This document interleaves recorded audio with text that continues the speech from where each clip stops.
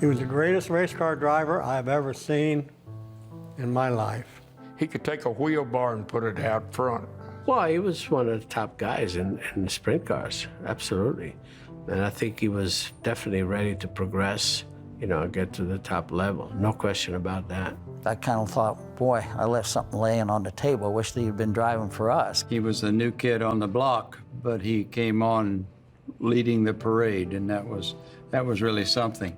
With his ability and his attitude to go fast, fast wasn't fast enough for him. As a young man, Stan Bowman learned to drive on the curvy roads and rolling hills of southern Indiana. His passion for speed led him to local racetracks in Louisville, Kentucky, where he began his racing career. In 1955, Stan, his wife Marjorie, and son Randy moved to Covington, Kentucky to be closer to his day job as a heavy equipment operator building Interstate 75.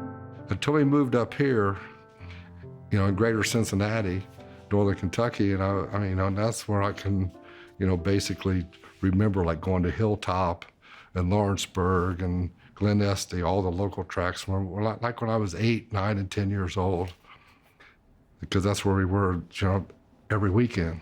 Pretty good all-around guy. I got to know him pretty well, probably about 1957. We were running at the Cincinnati Race Bowl. He came around. He was from over in Indiana somewhere. He wasn't a big star in the beginning, but he seemed to acquire the ability to adapt to any race car he got in and go fast. He worked, construction worked through the week, but every Saturday we was racing somewhere, and I was always there too. It's just like Daddy's little boy. Stan began making a name for himself at Hilltop Speedway in Independence, Kentucky. It was a kind of a rough, dusty racetrack, He could take a rough track and make it look smooth. He also did some thrill show stuff. I remember seeing that one time, where they would have these thrill shows that would come around. Joey Chitwood is the most famous one, but there were many others, and Stan would get in an old car and turn it over, run it on a ramp and turn it over 3 or 4 times and walk away or go through a wall of fire. So you couldn't deny a fellow like that not getting your attention a little bit. So that's how it started. The first time I ever drove a race car was out at the Hilltop Speedway there in northern Kentucky. Stan was up with my dad they were having fried chicken after the race was over. And I took it out and gave it a pretty good ride. And Stan told my dad, says, Charlie said, that's your car out there on the track. Dad says, no, it can't be. It's making too much noise. My car's not that loud. And Stan said, it sure is. And after I got out of the car and I went running back up to where they were still eating fried chicken. And Stan was razzing me about it and said, I thought you were going to blow that thing up. just aggravate my dad, I guess, more than anything. He always liked to kid my dad. He was a good guy and one hell of a race car driver.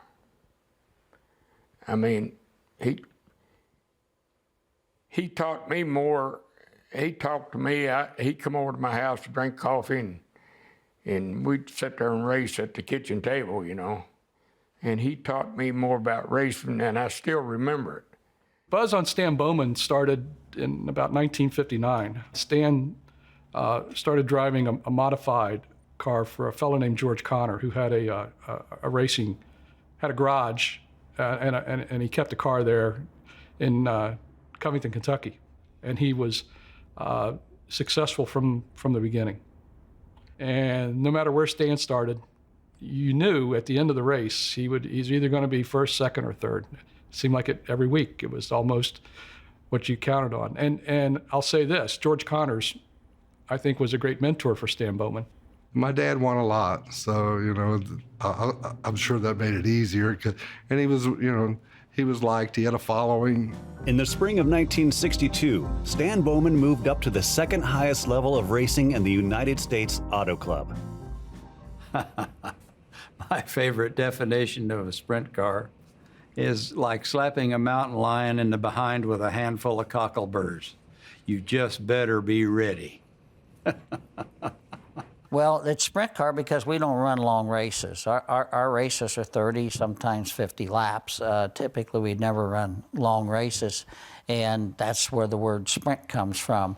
But you have a series of events that lead to the feature event, and particularly they run on both pavement and dirt, but dirt's the most popular. Oh, exciting, obviously. I think the sprint car is probably the most, how should I say, the most beastly race car you could ever drive because of power-to-weight ratio and the horsepower that you have because of the low gears. Every now and then you've got to go to the edge and look over. If you don't, it gets a little boring around here. And so that's what sprint car racing was. It took the boring part of it out, and it was exciting, very exciting. That was probably the best launching pad for me because why? Because you're racing against all the top guys, McCluskey, Foyt, Branson, and the answers, and so on and so forth. So you were measuring up against the guy that you're going to be measuring up when you advance to the next level. So it was that important. There are good drivers, and there's mediocre drivers, and there's incredible drivers.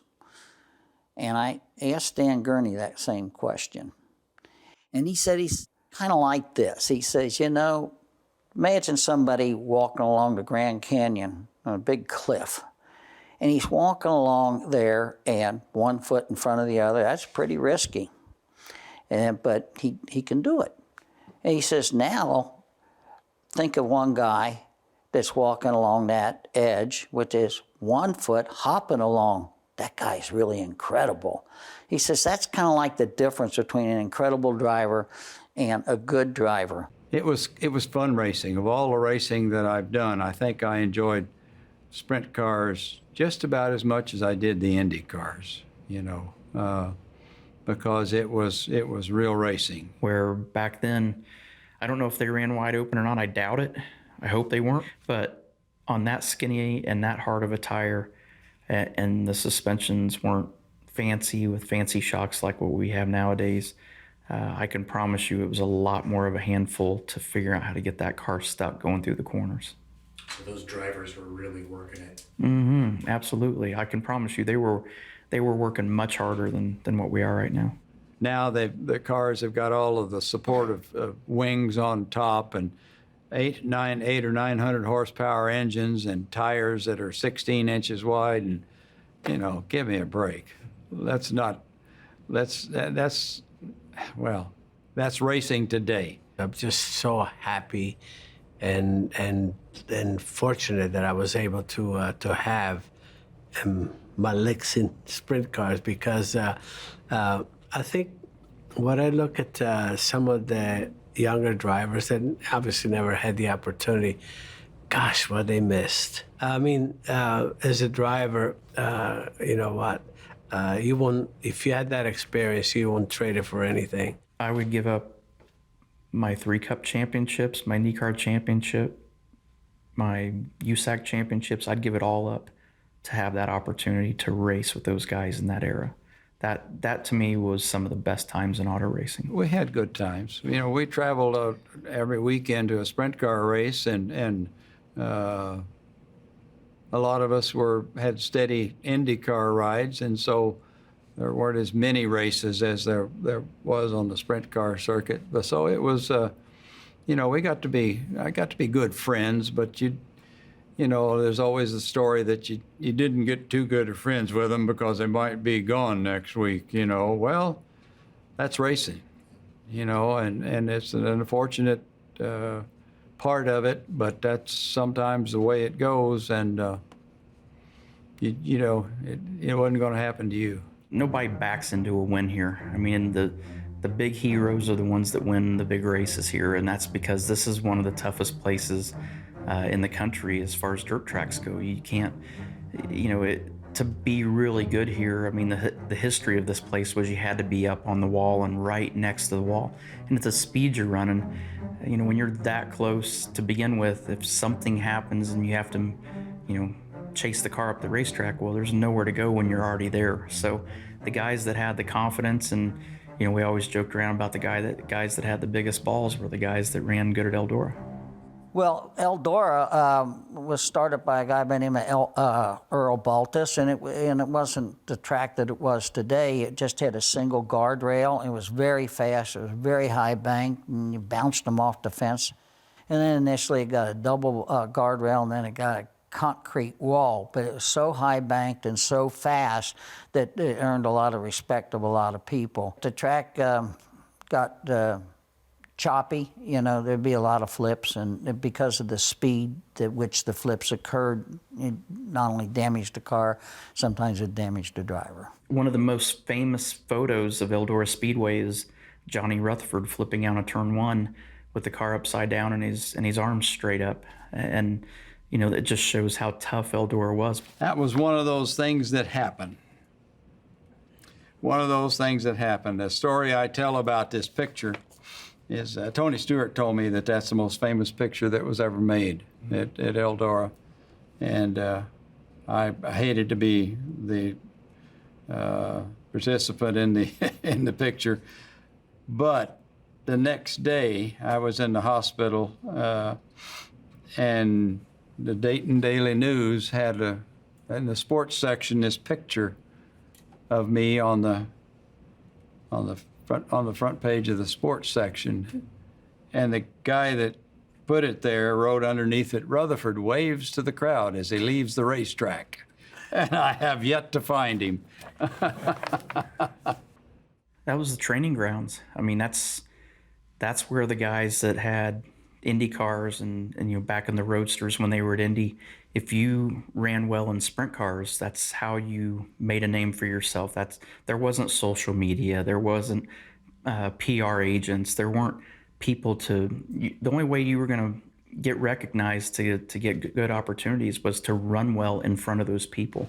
In the fall of 1961, Harold Beck, the owner of a small construction company in Dayton, Ohio, and a mid-level USAC sprint car, had plucked the 32-year-old rookie Stan Bowman out of relative obscurity. Little did they know, 9 months later, in the first USAC-sanctioned race at Eldora Speedway, they would be knocking on the door of history. Harold scouted Stan Bowman and going to Eldora and Lawrenceburg. And I remember him telling me he thinks he found a driver. And Harold felt that in finding a driver like Stan Bowman, he didn't have preconceived notions about how fast the car was going to go, because Stan Bowman knew that this was probably going to be the opportunity to go into the next ring of racing and maybe become an Indianapolis winner, perhaps. It was a stormy day, and Stan qualified well, got in the lead. He knew how to read a racetrack, and this is something that you don't get in a book, or you can't be told. You either have it or you don't. You can either hit a 100-mile-an-hour fastball or you won't. He had this ability. Stan was driving a sprint car that had what was called an Offenhauser motor in it. And that was very interesting at the time, because Offenhauser was kind of the standard motor for sprint cars for many, many years, up until around 1962. Chevrolet had introduced a Chevrolet V8 into the scene, and Parnelli Jones and Jim Hurtubise had Chevy V8s. In fact, they were already being called the Chevy Twins. Yeah, Stan came into the race with an underpowered car, and Stan knew that, and everybody knew that. And so probably a reasonable expectation of most people was that Stan maybe would be a top 10 that day. When you look at the names that are there, and you look at the cars and the owners, and here's Harold Beck with his small offie. Yes, that was the expectation, I think, to the reasonable person. I wasn't reasonable, but I was 10 years old. It's a pretty cool list. So obviously Stan Bowman, Jim Hurtubise, Parnelli Jones, Bobby Marshman, Roger McCluskey, Johnny Rutherford, Don Branson, Elmer George, Alan Crow, Bud Tinglestad, Cotton Farmer, Ronnie Dunham, Chuck Rohde, Hugh Randall, Bob Marvin, Leon Klum, Tom McClellan, Jim Hemmings, Mickey Shaw, and Ed Terry. And Parnelli Jones was quick time that night. And the best part is it paid $800 to win. For sure, a third of that list made it to Indy and were major names in open wheel racing. Stan seemed to be pretty nervous because I think he realized this was his chance. He qualified well, which was a surprise right there. He ran well in the heat race, and he started, I think, third in the feature, and he got to the lead. And so there was Stan out front, and the crowd was going crazy, including me. I think everybody probably thought it was temporary, Stan being out front, that Jim Hurtubise would figure out a way to get by him, and Parnelli Jones and Roger McCluskey, and again, Johnny Rutherford was working his way up through the field. When he got to the lead, he knew how to win the race, and he put the car in a position where he wasn't taking up the racetrack, but the other driver that was really running very fast behind him, Jim Hurtubise, a very accomplished driver, had to drive around him to get by him. Stan knew where to be and where Hurtubise would have to be to try to pass him. What I saw of him was he's really a smart guy. On dirt tracks, you need to find what I call a sweet spot. He typically found it before everybody else, and he worked it the better.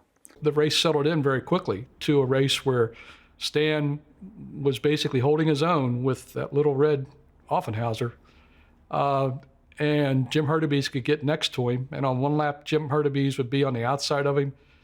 And on the next lap, Jim Hurtubise would be on the bottom of him, kind of trying to drive underneath him, just trying to figure out a way to get Stan to move aside because I'm coming through kind of attitude. And that's the attitude these drivers had. But Stan never moved. I was standing down in between 3 and 4, and I was watching his driving and his attitude with the car. That's the way he put the car into the turns. And I was very impressed with the way he was doing the car as a rookie driver. The Beck family, there was Harold Beck in the infield with his son, Sonny, and their daughter, Diane. She was 16 years old. She was standing, women could not go into pits in 1962, but she was allowed in the infield.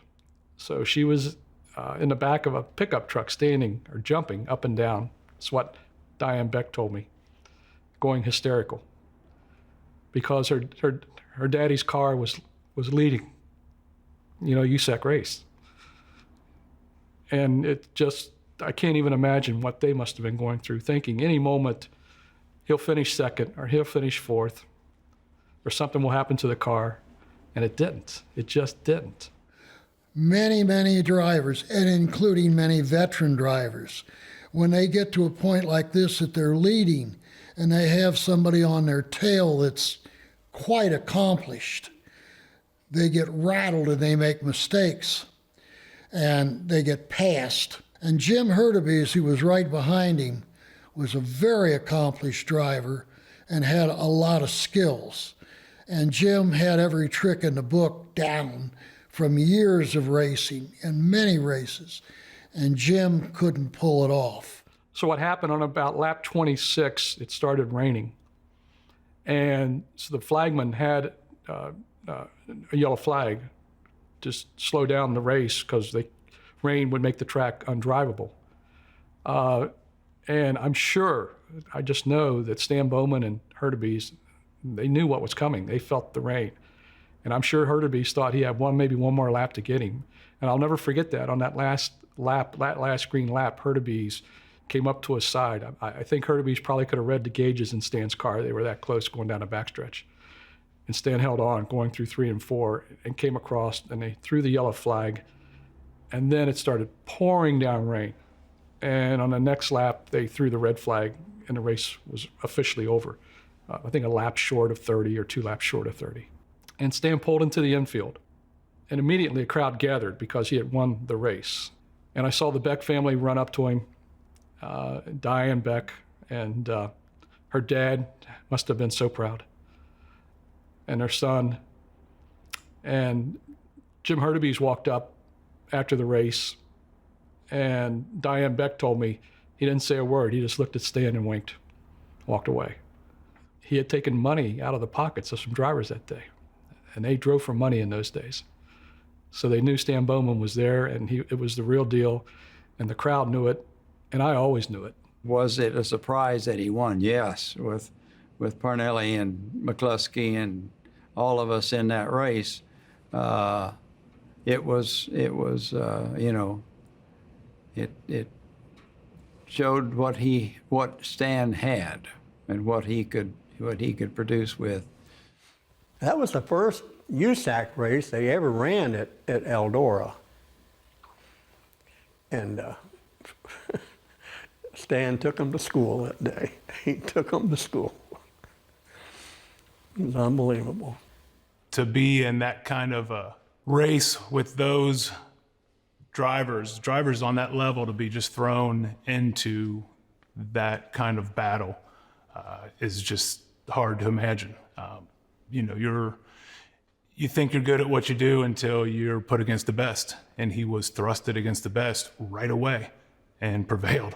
In an era where the motors were changing and Chevrolet had come into the sport, and the Chevy motors were really starting to finally beat the Offenhausers, and that was kind of the motor that if you wanted to win and you wanted to have a shot to win, you really needed to have a Chevy. And that was the perception, and here Stan came in with an Offenhauser and still kicked their butt. Stan's next USAC sprint car race would be another challenge, this time driving on pavement at the famous Salem Speedway. Well, Salem was, like the paved Eldora. It was high banked. We had 3 tracks that we ran back a long time ago. It was Winchester, Indiana, Salem, Indiana, and Dayton, Ohio. They were all high bank tracks, and they were extremely fast being on pavement. They weren't always nice and smooth, and they were ruddy and one thing or another. Not ruddy, but they had bumps in them and make the cars dance around. I enjoyed racing on the hills, and I had a lot of luck racing on the hills, we call them. There again, it was one of those things, first pavement that I really ran in IMCA was at Salem, at Salem once, and it was fast enough. You get in the corner and it'd get a little sideways, so I had to learn how to do that. I flew out of Salem. And not in an airplane. I went out in a sprint car over the fence in turn 1. So I was running third when I ran over Butler's right rear with the left front. And it just caught the top of the fence, but went on over. And in the background, you see the trees. Well, the trees are what I went through to get down to the ground, which luckily the branches helped slow it down. Off of the turn 1 and 2 end of the racetrack is an airport. And I landed down far enough down the banking through the trees to where it was down where they actually cut the grass beside the runway. One of his car owners told me one time down at Salem, he said he was standing down between 1 and 2. He said when Bowman went through the corner, he said all 4 tires had smoke rolling off of them. That's pretty brave. Stan Bowman was a dirt track driver. Stan Bowman was not a pavement asphalt driver. And some drivers were very good on asphalt, and some drivers were very good on dirt. And there were a few, A.J. Foyt, Parnelli Jones, the names that were good on both. So this was going to be a test for Stan to see if he could even really compete on a pavement track. And he did. Despite his lack of experience on pavement, Stan sped to a 4th place finish behind Don Branson, Elmer George, and Parnelli Jones. However, after the race, he was penalized 2 positions for passing during a caution flag. Some believe the penalty was actually a warning by the officials to the rookie driver as an attempt to slow him down. The following weekend, he returned to a dirt track at New Bremen, Ohio, finishing third that day to Jim Hurtubise and Parnelli Jones. Stan was sending a clear message to the other drivers that they would now be contending with a hot shoe rookie from Covington, Kentucky.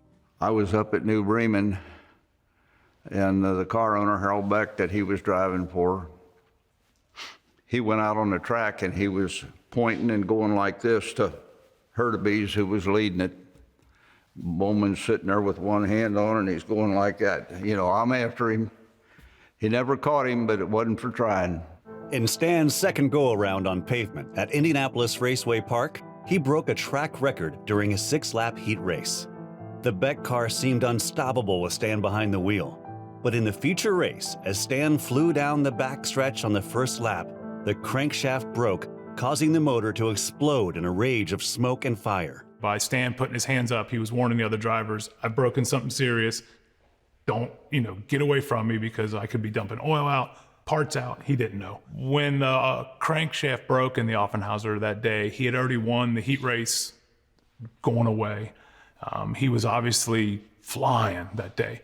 But for an Offenhauser engine to keep up with the Chevrolets, it has to be wound as tight as it can go. You're really asking everything out of that engine it can give.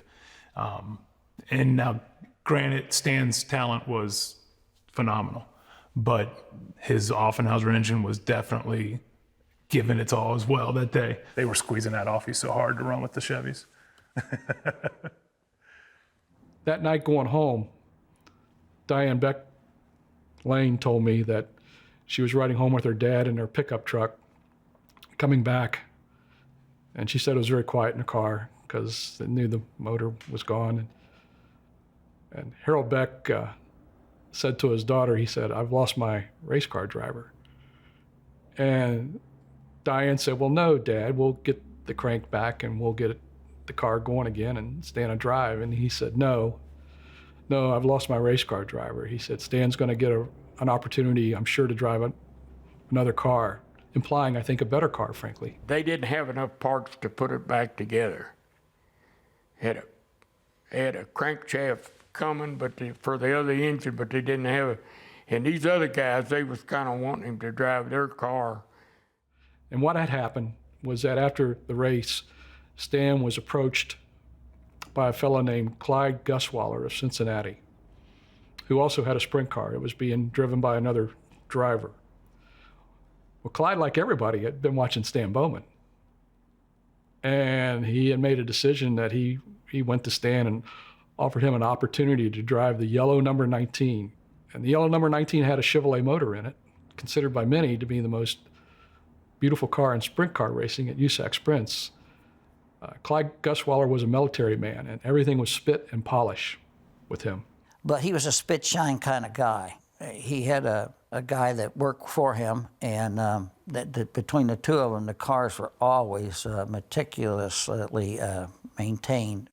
A week later, Stan was back at New Bremen, but this time he was in a much more powerful ride, the Guswaller number 19, running the car second to Jim Hurtubise and ahead of future Hall of Famers A.J. Foyt, Parnelli Jones, Johnny Rutherford, and Roger McCluskey.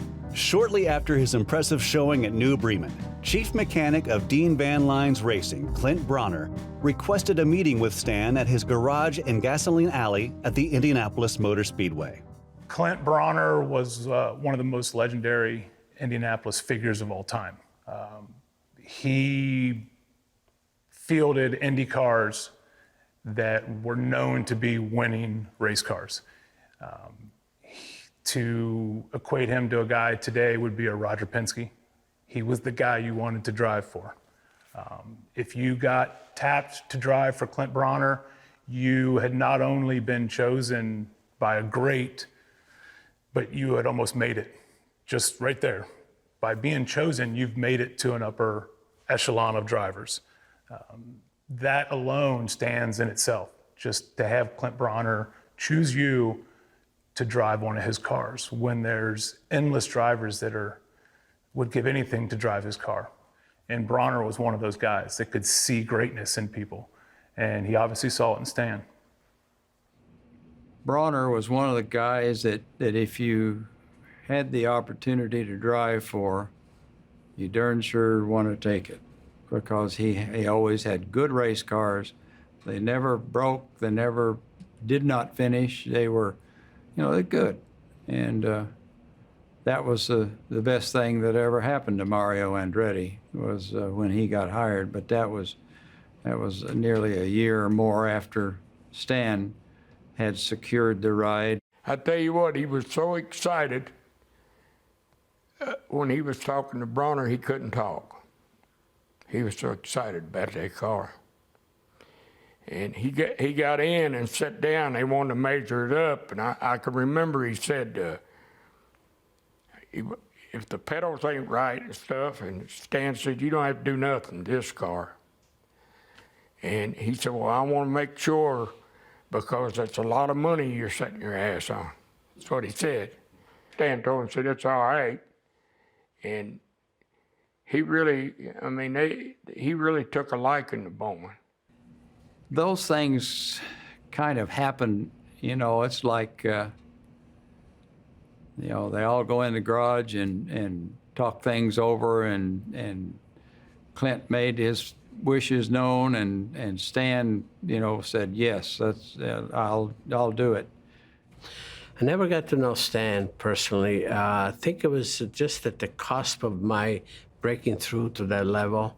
He was just ahead of me, and so I never got to know him. I mean, I knew of him and so forth, because I knew that I'm almost positive, I'm not a historian, but that he was a candidate for my ride with Dean Van Lines. I don't know how to explain it other than just a great opportunity to drive for Clint Bronner and the Dean Van Lines special. I mean, that was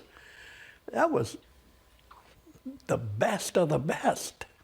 Knowing that Stan would be driving for him a few weeks later at Langhorne, Pennsylvania, Clint invited Stan to see the USAC Champ Car race happening that weekend at the Milwaukee Mile. What happened is very unique.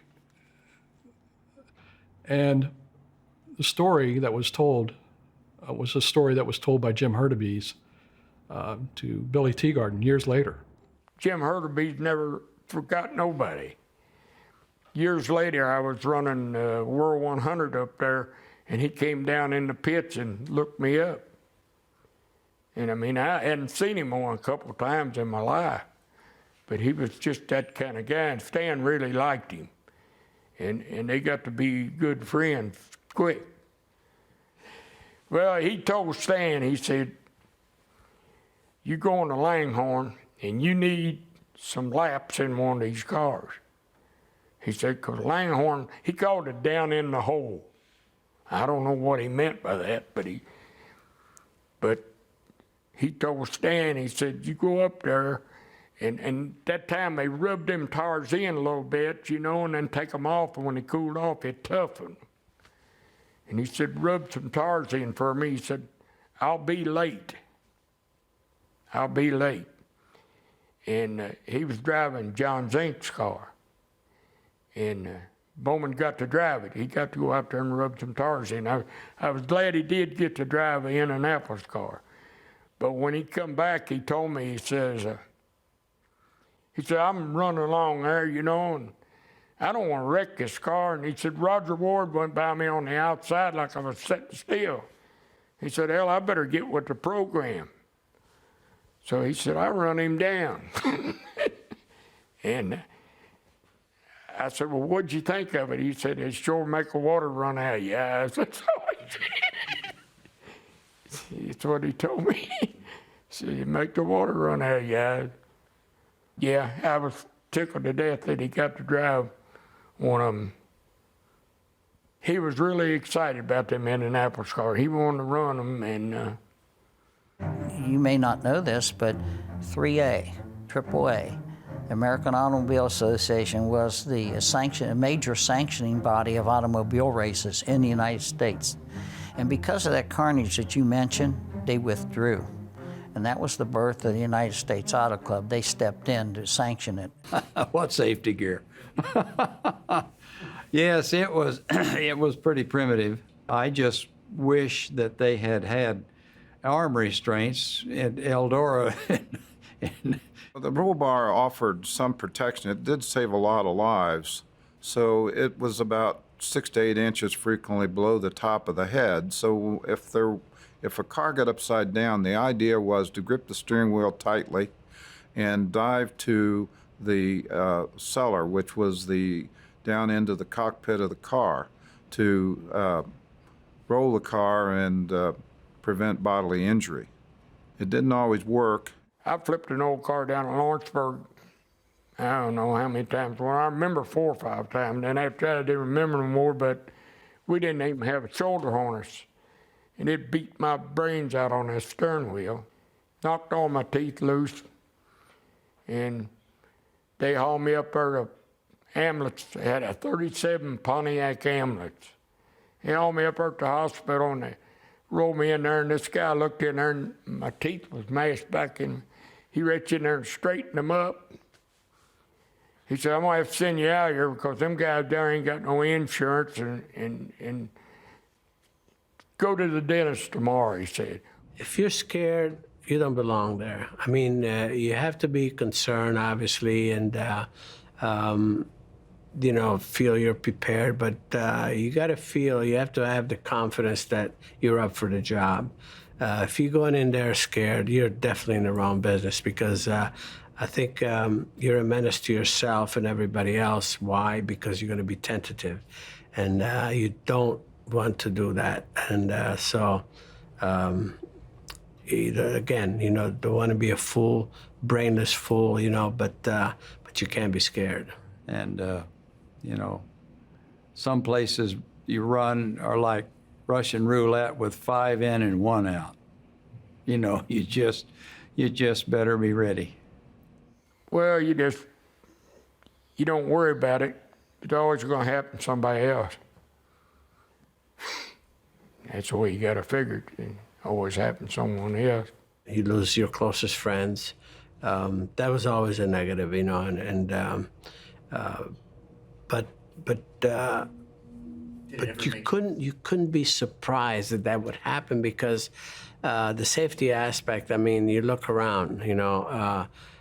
You just was only hoping maybe it won't happen to me. You know, I won't have that flip somersault that's going to stretch me out of the cockpit and crush me. You know, it's all of that. But you know, it deters you for just a little bit, and then you just put it out of your mind. You have to. You gotta win. There's no other way, and at least be up there.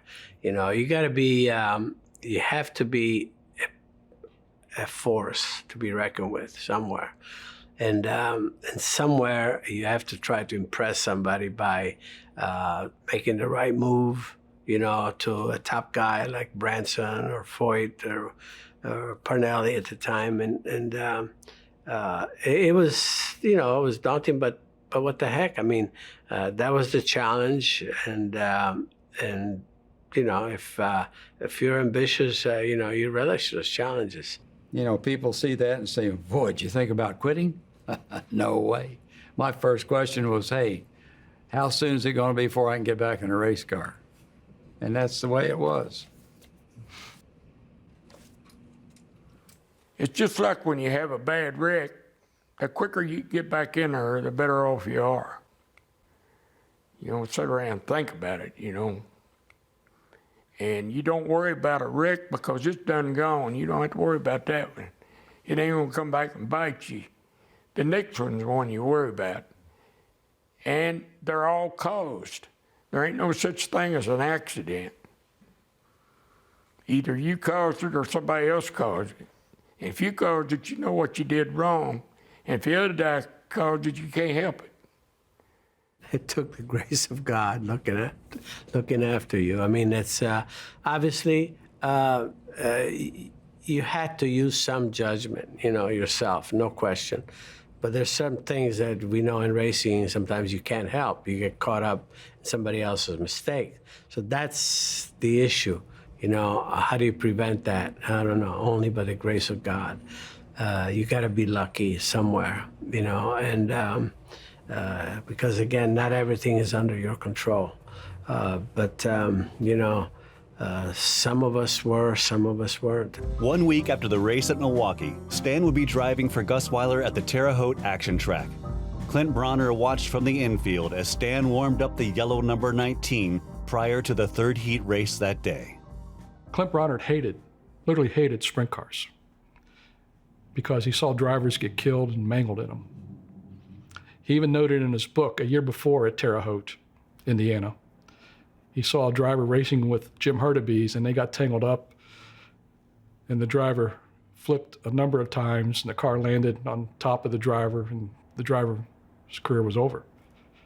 So Bronner came to Terre Haute, or was going to go to Terre Haute, I guess, with much trepidation about his driver now sitting in a sprint car racing at the Terre Haute racetrack. I had heard about Stan Bowman. He'd won at Eldora in an underpowered Offenhauser engine against the V8s that Hurtubise and Parnelli Jones were running. And so we were anxious to see him in June 1962 at Terre Haute. There was a lot of advertisement, and they would hype drivers that were coming, like Parnelli Jones, A.J. Foyt, Hurtubise, Roger McCluskey, and they promoted Stan Bowman as the next bright star of USAC sprint racing and possibly leading to ride at the 500.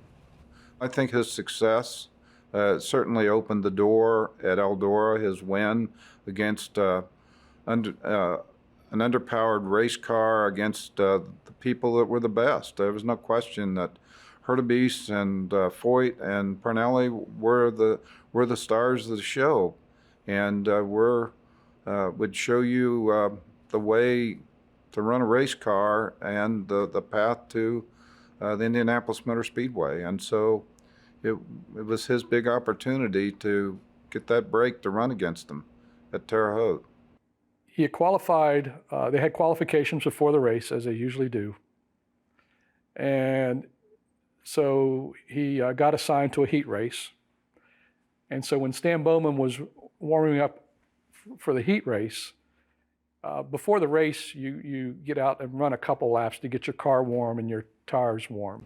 It was the third heat race, and Bowman was in that race. And I remember him coming off four. It was in the 19, Gertzweiler car, a sprint car, Chevy engine, that he could compete with everybody else on the track.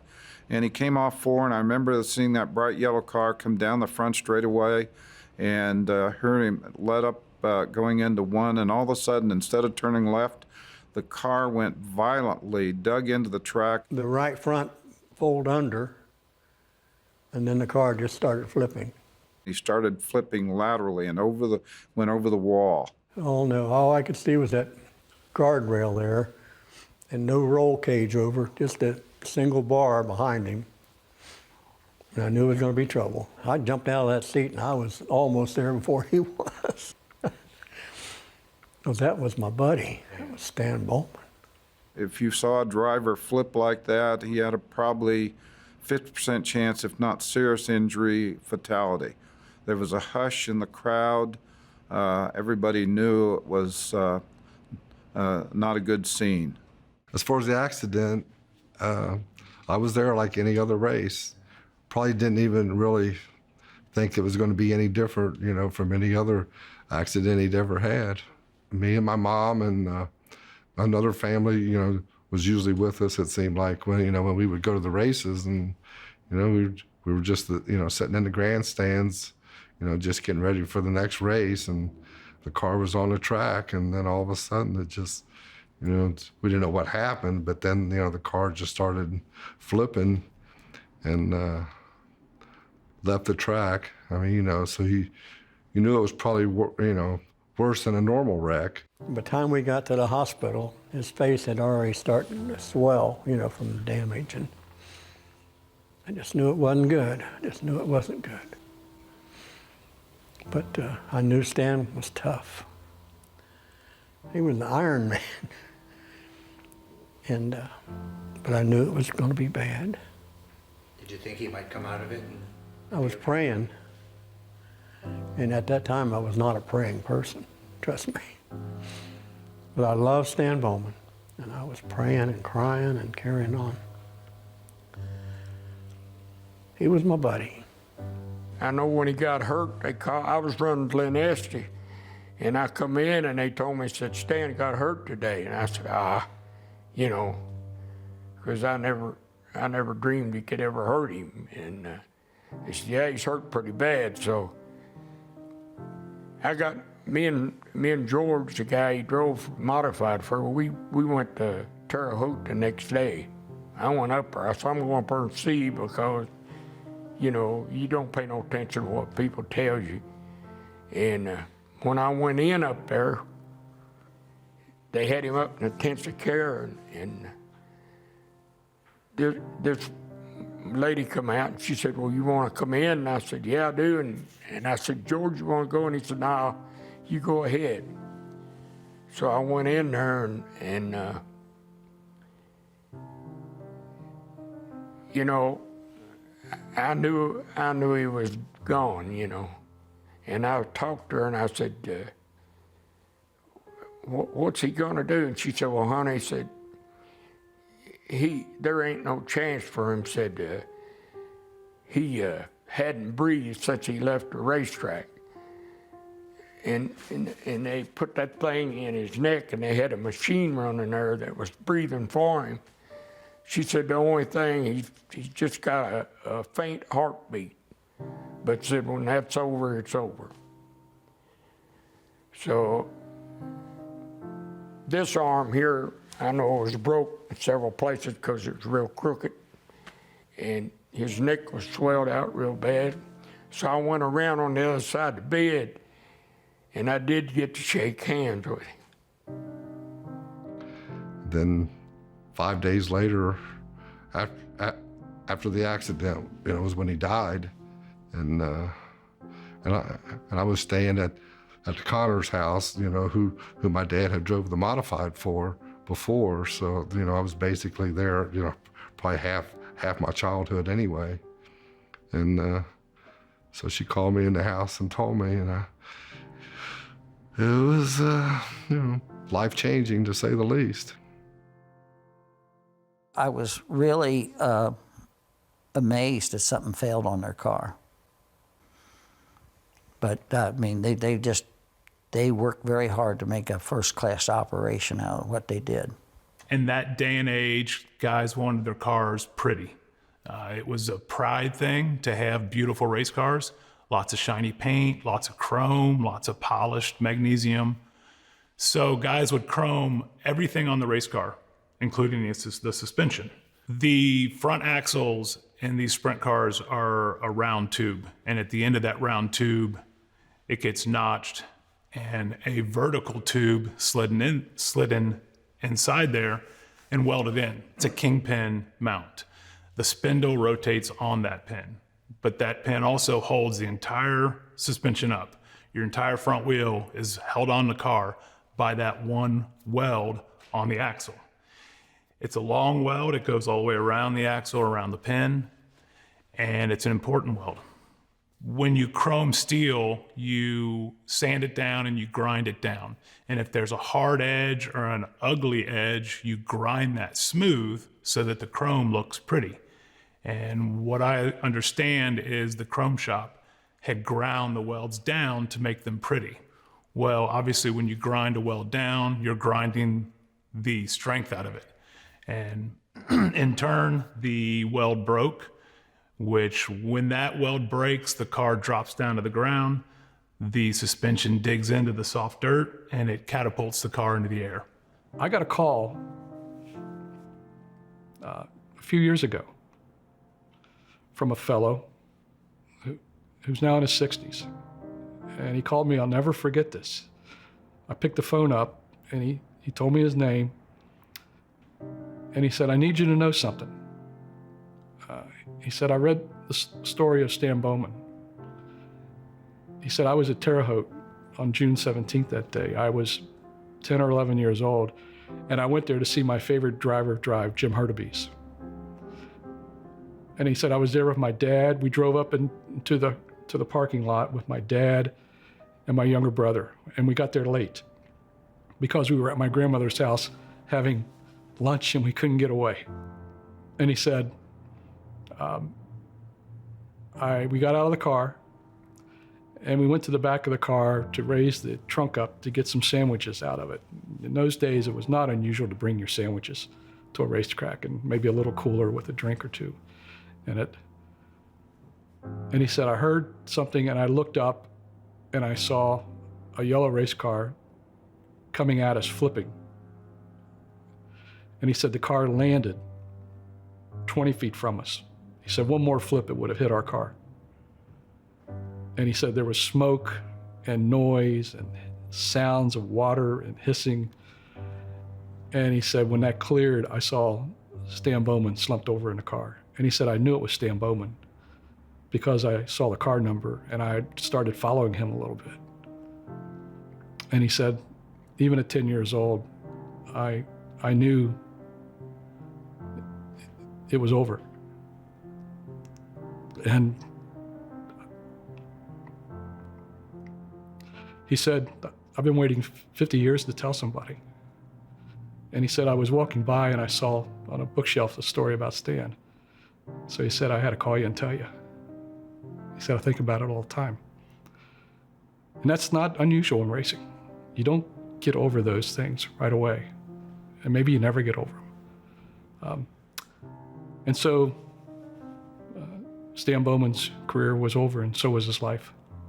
Clint Bronner really liked him, and I don't know how he did it, but he had a uniform made for Stan to be buried in, a Dean Van Lyne's racing uniform, but it fit him perfectly.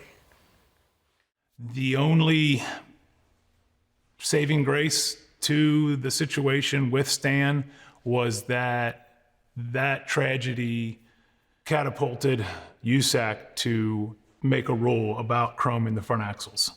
After that, rule changes were made. Race cars were no longer allowed to have chrome front axles, no chrome spindles, and no chrome steering components. So they kind of covered everything in one swoop, which was needed.